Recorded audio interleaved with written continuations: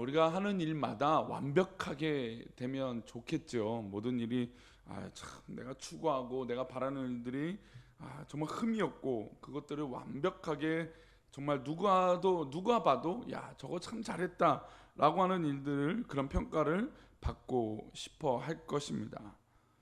시작과 과정에서 끝까지 이 강박을 때로는 갖고 일하는 분들이 있죠. 무조건 잘 돼야 돼, 해야 돼, 안 되면 안 돼.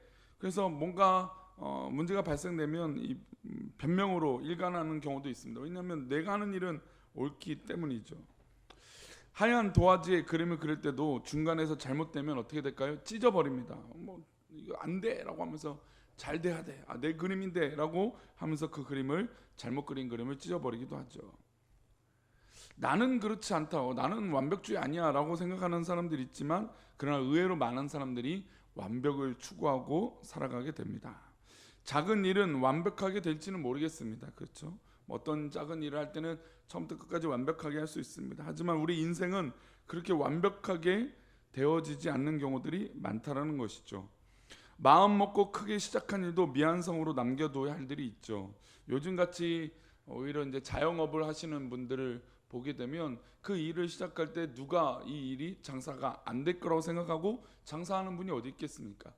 내가 하는 일은 잘 될 거야. 내가 만든 음식은 좋아할 거야. 뭐 요즘도 뭐 그런 텔레비전 프로가 있지만 그 가게에다가 뭐 평가를 해주고 솔루션을 해주고 뭐 이런 프로가 있더라고요. 보게 되면 이 영업을 시작하고 가게를 시작하고 식당을 시작하신 분들은 대부분은 자기만의 갖고 있던 어떤 노하우나 어떤 생각이나 어떤 모든 것들을 들여서 이 장사는 잘 될 거야라고 하지만 결국에 많은 분들이 폐업을 하거나 그런 현실을 우리 사회적으로 볼 수 있다는 것입니다. 정말 잘해보고 싶었는데 나의 실수로 때로는 포기할 때도 있다는 것이죠. 좀 전에 말씀드린 대로 그림이라면 찢어버리고 다시 시작할 수 있지만 우리 인생을 그렇게 찢어버리고 다시 시작할 수 있을까요? 그래서 자살이라고 하는 이 극단적인 선택을 볼 때 아무리 문제가 있고 또 우울증이 있고 병적인 것이라고 할지라도 그 인생을 포기하거나 찢어버리는 그런 모습은 그건 정말로 안 되는 것이죠. 하나님 뜻 가운데도 더더욱 말씀 가운데도 그 자살이라고 하는 단어는 있을 수도 없는 단어이지만 하나님 주신 인생을 포기하는 것이기 때문이죠. 그렇죠. 그러나 인생의 어떤 그런 성공과 완성이라고 하는 측면을 볼 때도 자살이라고 하는 단어는 절대로 우리에게 있어서는 안 되는 단어입니다. 이러한 미안의 삶을 사는 삶을 그대로 받아들이는 것, 못 이루는 것은 못 이루는 대로 받아들이고 잘못한 것은 그대로 후세의 판단에 맡기는 것이 어떻게 보면 성숙한 믿음의 모습일지 모르겠습니다. 왜냐하면 오늘 모세의 모습이 딱 그런 모습이기 때문이죠. 오늘 읽은 신명기 32장의 말씀은 이제 이 모세의 노래입니다. 모세가 이제 자신의 인생을 돌아보고 하나님께서 역사해 주신 것을 보면서 하나님 앞에 찬양하는 노래인 것이죠.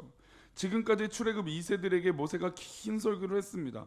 사실 32장까지 오면서 신명기의 말씀을 보면 같은 말도 굉장히 많이 반복하고 같은 상황도 계속해서 말씀들을 하는 거 볼 때 이 모세의 간절하고 애틋한 마음이 이 이스라엘 민족들에게 40년 동안 이스라엘 민족을 이끌었던 그 모습을 볼 때 참 그 감격과 감사와 어떤 그런 모습들이 권면들이 다 담겨 있다라고 할 수 있죠. 근데 이 말씀을 다 마치고 나서 하나님과 이스라엘 백성들을 향하여 노래를 찬양을 했습니다. 찬양이 길게 이어지고 찬양이 끝나자마자 하나님이 모세에게 하시는 말씀은 현실을 깨닫게 하시는 말씀이었습니다. 찬양이 이렇게 시작되죠. 우리가 읽었던 본문에서 42장 48절 말씀, 찬양이 이렇게 끝이 났습니다. 우리가 1절을 읽었죠. 하늘이여 귀를 기울이라 내가 말하리라 땅은 내 입에 말을 들을지다 이렇게 찬양을 했어요. 이 찬양의 시가 끝나고 나서 48절에 하나님이 말씀하십니다. 한번 읽어보겠습니다. 48절입니다. 바로 그 날에 여호와께서 모세에게 말씀하여 이러시되, 그러니까 찬양을 드리고 나자마자 하나님이 모세에게 이렇게 말씀하세요. 그 말씀하신 내용이 50절에서 52절 말씀인데요. 우리 50절 말씀 읽어보겠습니다. 50절입니다. 내 형 아론이 호르 산에서 죽어 그의 조상에게로 돌아간 것 같이 너도 올라가는 이 산에서 죽어 내 조상에게로 돌아가리니.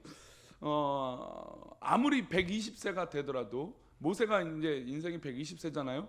그러니까 120세가 되었을지라도 야 너가 이제 죽는다 죽어라고 하는 이 하나님의 말씀을 받아들이기는 사실 쉽지 않습니다.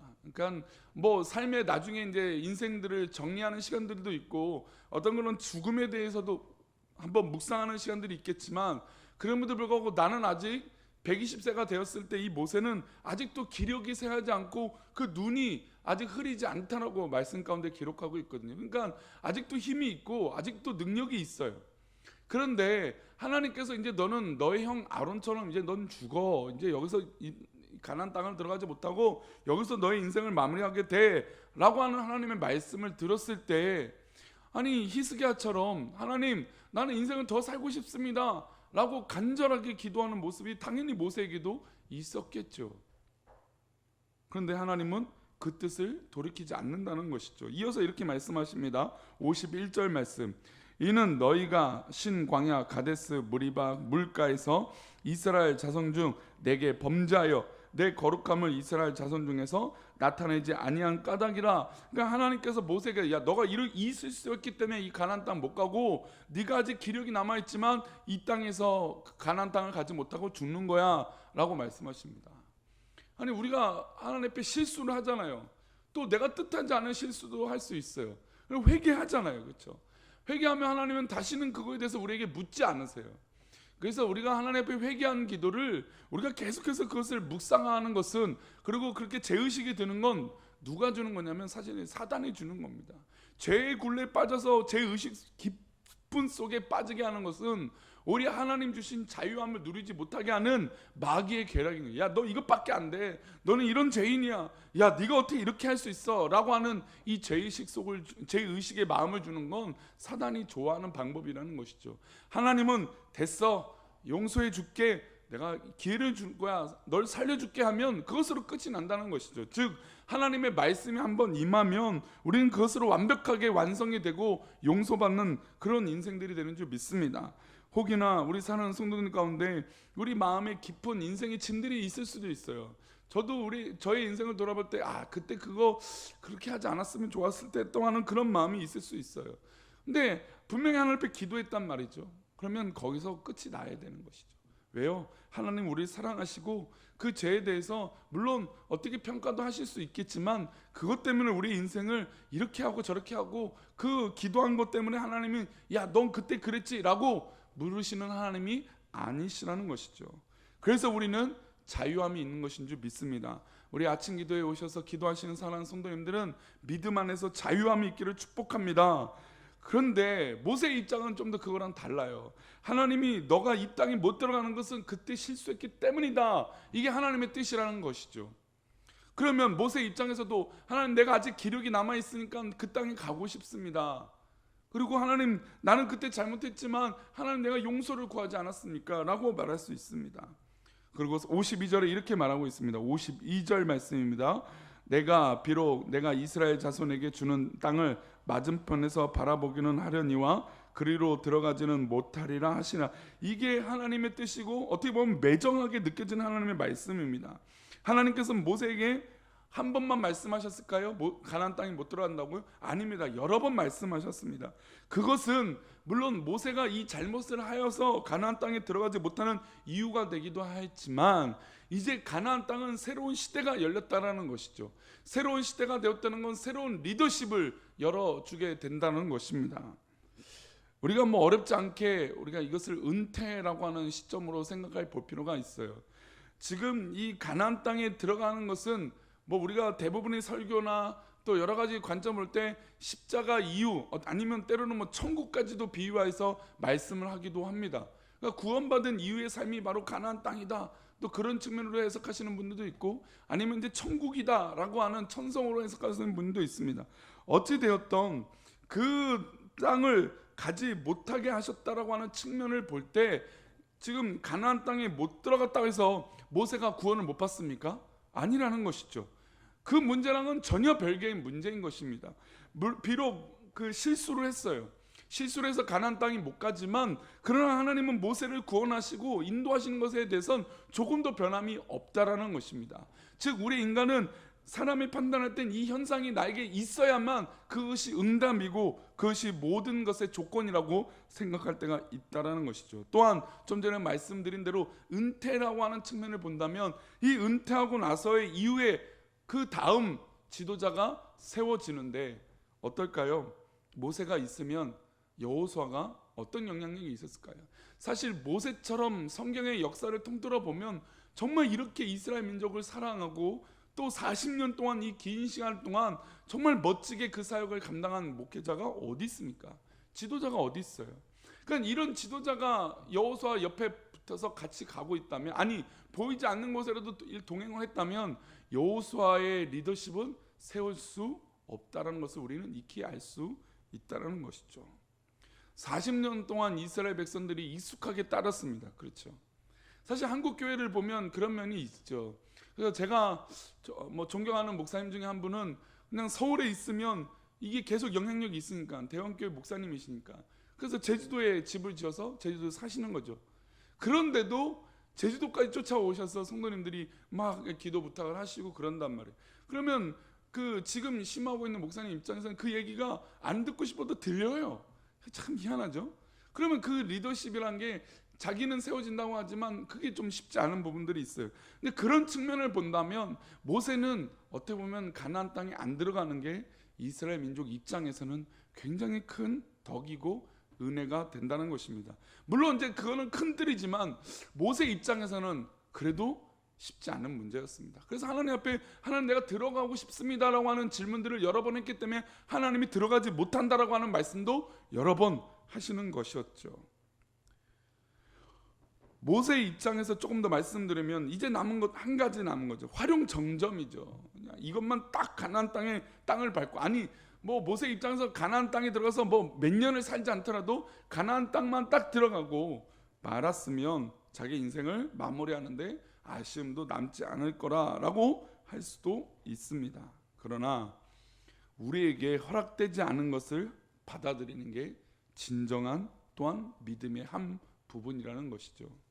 우리가 모든 것들이 내 뜻대로 되고 완벽하게 된다는 그 완벽주의 인간적인 모습으로 된다면 뭐 우리가 뭐 어떤 하나님 앞에 기도하고 하나님 뜻이 무엇이 중요하겠습니까?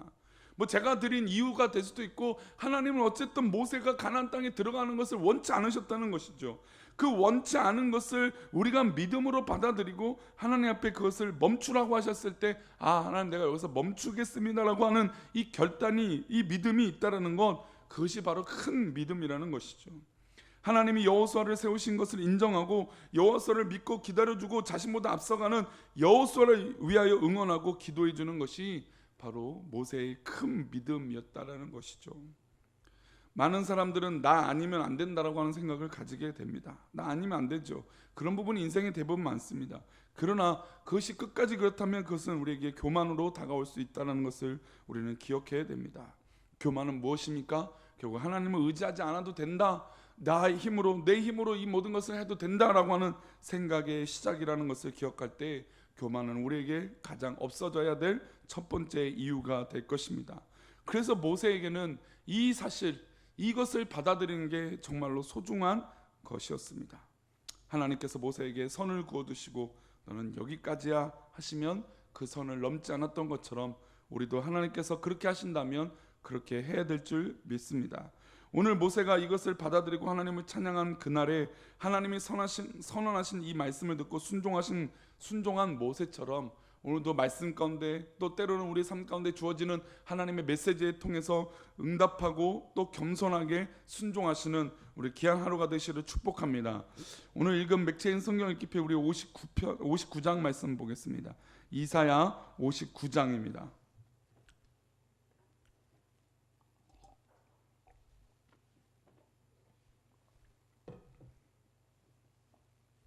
이사야 59장 1절에서 2절 말씀. 이사야 59장입니다. 59장 1절과 2절인데요. 우리 1절 말씀 먼저 보겠습니다. 1절입니다. 여호와의 손이 짧아 구원하지 못하심도 아니요 귀가 둔하여 듣지 못하심도 아니라. 우리 하나님을 자꾸 우리의 기준을 끼워 맞추다 보면, 그러니까 때로는 이제 모세가 하나님 왜 가나안 땅에 못 들어가게 하십니까라고 하는 생각들을 해보면, 아니 하나님이 왜 이런 일을 하십니까라고 하는 질문하는 것처럼 손이 짧아 구원하지 못하심이라고, 하나님이 뭔가 부족하기 때문에 이거를 응답하지 않는 것은 아닌가, 하나님은 우리의 기도를 듣고 계시지 않는 것은 아닌가라고 물을 수 있다라는 것이죠. 우리가 신앙생활할 때 그런 마음을 가질 때가 있습니다. 왜냐하면 우리가 어려운 일이 생기면 정말 그렇죠. 왜 이런 일이 우리 가운데 일어났을까라고 하는데, 하나님이 그것을 듣지 않고 계신다는 것이 아니라는 것이죠. 하나님은 듣고 계시고 또 손도 크시기 때문에 분명히 그 큰 구원을 이루시는 하나님이다라고 하는 말씀을 역설적으로 1절에서 말씀하고 있습니다. 그러면 무엇이 문제냐 이걸 때 2절 말씀 보겠습니다. 2절 말씀, 오직 너희 죄악이 너희와 너희 하나님 사이를 갈라놓았고 너희 죄가 그의 얼굴을 가리어서 너희에게서 듣지 않으시게 함이니라. 그러니까 하나님의 이유가 있다라는 것이죠. 물론 이 본문에서는 죄라고 하는 측면을 강조하셔서 이스라엘 민족이 죄 가운데 살았기 때문에 이런 멸망을 받고 고통을 받았다라고 하는 이 측면을 강조하기 위해서 주시는 말씀이지만, 우리 인생이 내 뜻대로 되지 않을 때는 분명히 그 원인이 하나님의 뜻이기도 하지만, 그렇죠? 그리고 내게도 원인이 있을 수도 있다는 것을 우리는 늘 묵상할 필요가 있다는 것이죠. 그래서 안 되면 하나님의 탓이고 잘 되면 내가 잘한다라고 하는 이 신앙의 모습이 우리 가운데 있어서는 안 될 줄 믿습니다. 처음부터 끝까지 하나님 인도하시는 것이고, 잘 돼도 하나님 뜻이고 안 돼도 하나님 뜻이고, 또 혹시 그 가운데 잘 돼도 나를 사용해 줘서 감사하고 안 되더라도 하나님 인도하심을 기대하며 감사할 수 있는 그런 성숙한 믿음의 모습이 우리 가운데 있을 때 정말 하나님께서 기뻐하시는 신앙의 삶이 우리 꿈꾸는 교회 가운데, 우리 사랑하는 또 아침 기도에 나오신 우리 성도님들 가운데 이루어질 줄 믿습니다. 그렇게 믿음으로 살아가시는 오늘 귀한 하루, 축복된 하루, 하나님께서 인도하여 주시는 귀한 하루가 될 줄 믿습니다. 기도하겠습니다. 하나님,